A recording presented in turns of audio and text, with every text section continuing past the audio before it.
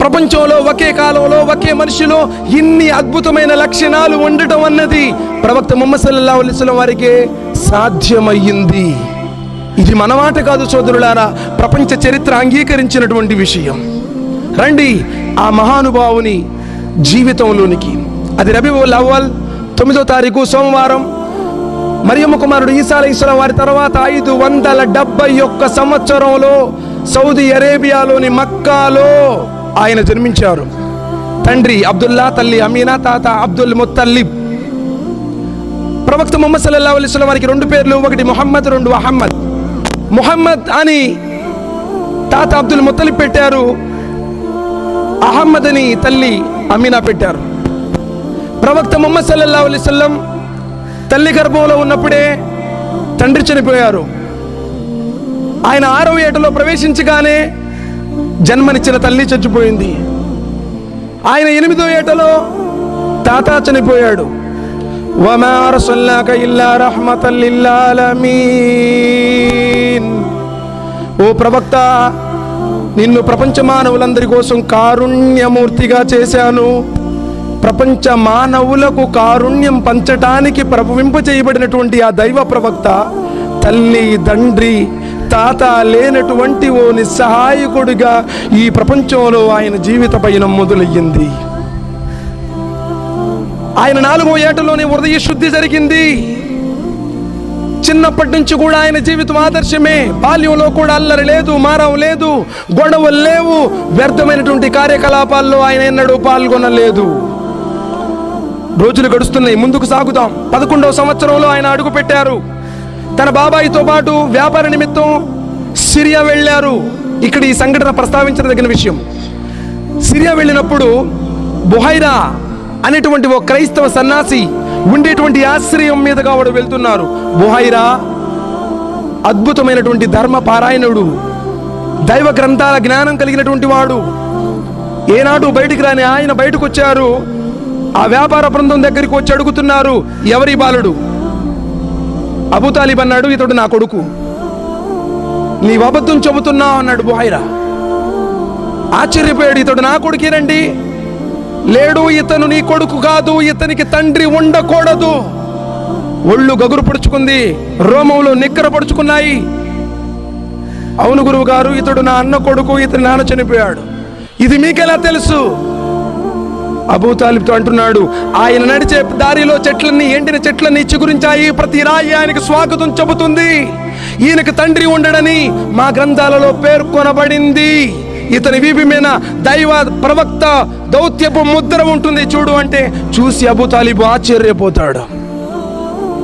సరే, ఇక్కడి నుంచి ఇతని ముందుకు తీసుకుని వెళ్ళకు, ఇతనికి యూదులతో ప్రమాదం ఉంది. ఆ పిల్లవాడిని తీసుకుని తిరిగి మళ్ళీ అబూ తాలిబ్ తిరుగు పయనమయ్యారు. సంవత్సరాలు గడుస్తూ ఉన్నాయి, పెద్దవారైతున్నారు. ఇటు వ్యాపారంలో అపారమైనటువంటి అనుభవాన్ని సాధించారు ప్రవక్త ముహమ్మద్ సల్లల్లాహు అలైహి వసల్లం. నీతి, న్యాయం, ధర్మం, ఎవరికి అబద్ధం చెప్పకుండా, అబద్ధ ప్రమాణాలు చేయకుండా ఆయన చేసినటువంటి వ్యాపార రంగం ప్రళయం దాకా ప్రపంచానికి ఓ ఆదర్శం. మోసం లేదు, దగా లేదు, ఉన్నది ఉన్నట్టుగా వ్యాపారం చేసేవారు. 25వ సంవత్సరంలో అడుగు పెట్టారు. ఇక్కడ అద్భుతమైనటువంటి ఘట్టం. ఆయన విమర్శించే విమర్శకులకు ఇది జవాబు. ఆయన 25 సంవత్సరాల వయసులో ఎప్పుడైతే పడ్డారో, ఖదీజా రదియల్లాహు తాలా అన్హా తరపు నుంచి వివాహ సందేశం వచ్చింది. సోదరులారా, 25 సంవత్సరాలు ఉడికే రక్తం, ఉరకలు వేసే వయసులో 25 సంవత్సరాల నవ యవ్వన ప్రాయంలో 40 సంవత్సరాల వృద్ధురాలు, అప్పటికి 2 భర్తలను కోల్పోయి వైధవ్యం అనుభవిస్తున్నటువంటి వితంతువుని ప్రవక్త ముహమ్మద్ సల్లల్లాహు అలైహి వసల్లం వారు చేసుకున్నారు. సోదరులారా, ఆనాటి నుండి ఈనాటి వరకు కూడా ప్రపంచంలో ఏ ఒక్కరూ కూడా అలాంటి వృద్ధురాల్ని చేసుకుని ఉండరు అంటే ఎవరు ఆశ్చర్యపోనవసరం లేదు. మరి ప్రపంచానికి ఆ సంగతి తెలియదా అండి? ఆయిషా రదియల్లాహు తాలా అన్హా వివాహం గురించి మాట్లాడే వీరు పండు ముసలివాడు కూడా పొడుచు పిల్ల కావాలనుకుంటాడు. సోదరులారా, పండు ముసలివాడు కూడా పొడుచు పిల్ల కావాలనుకుంటాడు. మరి 25 సంవత్సరాల నవ యవ్వన ప్రాయంలో 40 సంవత్సరాల వృద్ధురాలు, అప్పటికి 2 భర్తల్ని కోల్పోయి వైధవ్యం అనుభవిస్తున్నటువంటి వితంతువు. మన దేశంలో, పైగా మన రాష్ట్రంలో సంఘ సంస్కర్త కందుకూరి వీరేశలింగం గారు 20వ శతాబ్దంలో వితంతు వివాహాన్ని జరిపించారు.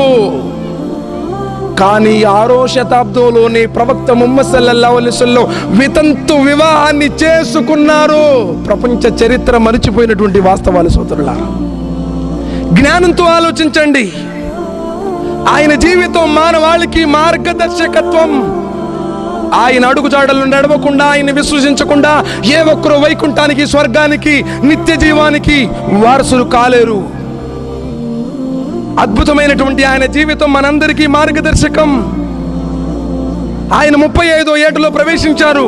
సోదరులారా, ఎన్నో సంఘటనలు ఉన్నాయి, సమయం తక్కువ ఉంది. ఆ 35వ ఏట భయంకరమైనటువంటి పరిస్థితి. అరుపుల్లో తరతరాల తగువులు, చిన్న విషయాలకి కాబా పునర్నిర్మాణం చేస్తున్నారు. కాబా పునర్నిర్మాణం జరుగుతూ ఉంది. హజర్-ఏ-అస్వద్ వచ్చింది. హజర్-ఏ-అస్వద్ని మళ్ళీ ఎవరు కాబాలో నిర్మించాలి, పెట్టాలి. దీని గురించి రక్తపాతాలు అయ్యేదాకా వచ్చేసింది. సరే, అందరూ కూర్చొని నిర్ణయించుకున్నారు, రేపు ఈ ఉదయం ఎవరైతే కాబాలో ప్రవేశిస్తాడో అతడే మనకు న్యాయమూర్తి. అనుకున్న విధంగానే తెల్లవారుజామున అందరికంటే ముందుగా ప్రవక్త ముహమ్మద్ సల్లల్లాహు అలైహి వసల్లం వారు వస్తారు. చూసి అందరూ ఆశ్చర్యపోతాడు. ఇతడు న్యాయమూర్తి, సత్యచంద్రుడు, ఇతని మాట మనందరం తీసుకుందాం. సరే, ప్రవక్త ముహమ్మద్ సల్లల్లాహు అలైహి వసల్లం చూడండి, 35వ సంవత్సరమే అది.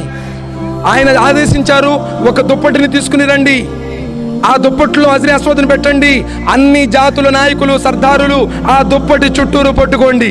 అంతే, అందరూ పెట్టినట్టు. ఎప్పుడైతే హజర్-ఏ-అస్వద్ స్థానం వచ్చిందో నబీ సల్లల్లాహు అలైహి వసల్లం తన పవిత్రమైనటువంటి హస్తాలతో ఆ హజర్-ఏ-అస్వద్ని కాబా గోడలో నిర్మించి ఆ భయంకరమైనటువంటి రక్తపాతాన్ని రూపుమాపారు. అల్లాహు అక్బర్. రోజులు గడుస్తున్నాయి. చింతన, ఆవేదన, గమ్యరహితంగా తిరుగుతున్నటువంటి ఈ మానవ జాతికి మార్గదర్శకత్వం లేదా? తమ ఇష్టానుసారంగా జీవిస్తున్నారు. ఈ మానవులకు మార్గదర్శకం ఏమిటి అని ప్రవక్త ముహమ్మద్ సల్లల్లాహు అలైహి వసల్లం వారు ఎప్పుడు చింతలో, బాధపడుతూ, బాధాతప్త హృదయంతో గెరహీరాలో, దైవ ధ్యానంలో లీనమయ్యేటువంటి వారు. పాప పంకిలమైపోయినటువంటి ఈ మానవ జాతిని పరిశుద్ధపరచాలి. ఈ కోణంలో ఆయన ఆలోచిస్తూ ఎక్కువ సమయాన్ని హీరాలో గడిపేటువంటి వారు. అది ఆయన 40వ ఏట దైవ ధ్యానంలో లీనమై ఉన్నప్పుడు. అప్పటికి 610 సంవత్సరాలకు పూర్వం మూసివేయబడిన ఆకాశ ద్వారాలు తెరవబడ్డాయి. అంటే జిబ్రాయిల్ అలైహిస్సలాం వారు ఆకాశం నుండి మరలా వచ్చారు. అంటున్నారు, ఇఖ్రా బిస్మి రబ్బికల్లదీ ఖలక్ ఖలకల్ ఇన్సాన మిన్ అలక్ ఇక్రా రబ్బుకల్ అక్రమ్ అల్లదీ అల్లమ బిల్ కలం అల్లమల్ ఇన్సాన మా లం యఅలం. చదువు, సర్వాన్ని సృష్టించిన నీ ప్రభు అల్లా పేరుతో, ఆయన మానవుణ్ణి పేరుకుపోయిన నెత్తుటి ముద్దతో పుట్టించాడు. నబీ సల్లల్లాహు అలైహి వసల్లం వారు ఆందోళన, ఆశ్చర్యం. దైవదూతల నాయకుడు, ఒక మా అద్భుతమైనటువంటి సందర్భం. నాకు చదవటం రాదు, మా అధికారి, నేను నిరక్షరాస్యుణ్ణి. జిబ్రాయిల్ అలైహిస్సలాం వారు గట్టిగా కౌగిలించుకున్నారు. ఆ విధంగా తొలి సందేశం ఆకాశవాణి అవతరించింది. ఆ ఆందోళనతో ఇంటికి వెళ్ళారు. చూడండి, జీవితంలో మొదటి సందర్భం, ఒక అద్భుతమైన ఆశ్చర్యకరమైన విషయం. ఆందోళనే మరెవరికైనా. మూసా అలైహిస్సలాం వారు ఆందోళన చెందలేదా? నీ చేతిలో ఉన్నటువంటి కర్రని కింద అనగానే పాముగా మారిపోయింది. ఆందోళన పడ్డారు. భయం కాదు, ఆందోళన. అమ్మ ఖదీజా రదియల్లాహు తఆలా అంటున్నారు, ఓ ప్రవక్త ముహమ్మద్ సల్లల్లాహు అలైహి వసల్లం, అల్లాహ్ మిమ్ము ఎన్నటికీ విడువడు. ఎందుకంటే మీరు బంధుత్వాన్ని కలుపుతారు, అనాథలకు ఆశ్రయం ఇస్తారు, కష్టాలలో ఉన్న వారిని ఆదుకుంటారు, నిస్సహాయులకి సాయం చేస్తారు అని ఆందోళనలో ఉన్న తన భర్తకు నీడనిచ్చి, సముదాయించి వరకా బిన్ నౌఫల్ దగ్గరకు తీసుకుని వెళుతుంది. జరిగిన సంఘటన అంతా చెప్పడం జరుగుతుంది. వరకా బిన్ నౌఫల్ అంటారు, నిశ్చయంగా మూసా దగ్గరకు వచ్చిన జిబ్రాయిల్ దూతే నీ దగ్గరికి వచ్చాడు. నీవు దైవ ప్రవక్తగా ఎన్నుకోబడ్డావు. ఇక ఇక్కడి నుంచి నీ జాతి నీపై పగబడుతుంది, నిన్ను చంపాలనుకుంటుంది, నిన్ను బహిష్కరిస్తుంది. ఆశ్చర్యంలో ఉన్నారు ముహమ్మద్ సల్లల్లాహు అలైహి వసల్లం. నా జాతి నాపై పగబట్టడం ఏమిటి, నన్ను బహిష్కరించడం ఏమిటి? వరకా బిన్ నౌఫల్ అంటున్నారు, ఒకవేళ నేను ఆ సమయంలో బ్రతుకుంటే తప్పకుండా నీకు సాయం అందిస్తాను. సోదరులారా చూడండి, తర్వాత దైవ సందేశం ప్రారంభమైంది. సందేశం అందించడం ప్రారంభమయ్యారు. సఫా పర్వతం మీద ఎక్కారు. యా సబాహా యా సబాహా అందరూ వచ్చేసారు. అంటున్నారు ఆయన, ఒకవేళ నేను ఈ కొండ మీద ఉండి ఆ కొండ అవతలి వైపు నుండి మీపై శత్రు సైన్యాలు దండయాత్ర చేయటానికి వస్తున్నాయి అంటే మీరు నమ్ముతారా లేదా? అందరూ అన్నారు, ఓ ప్రవక్త మేము నమ్ముతాం. ఎందుకంటే మీరు మీ జీవితంలో ఏనాడు అబద్ధం ఆడలేదు, మేము నమ్ముతాము. సోదరులారా చూడండి, నబీ సల్లల్లాహు అలైహి వసల్లం చెప్పారు, కుల్ యా అయ్యుహన్నాసు ఇన్నీ రసూలుల్లాహి ఇలైకుం జమియా. మానవులారా, నేను అల్లా తరపు నుండి పంపబడినటువంటి ప్రవక్తను. సాయిబుల కోసం వచ్చిన ప్రవక్త కాదండి, ముహమ్మదీయులకు మాత్రం వచ్చిన ప్రవక్త కాదు, లేకపోతే అరబ్బుల ప్రవక్త కాదు. కుల్ యా అయ్యుహన్నాస్, ఓ మానవులారా, ఇన్ని రసూలుల్లాహి ఇలైకుం జమియా, నేను మీ అందరి కోసం వచ్చినటువంటి దైవ ప్రవక్తను.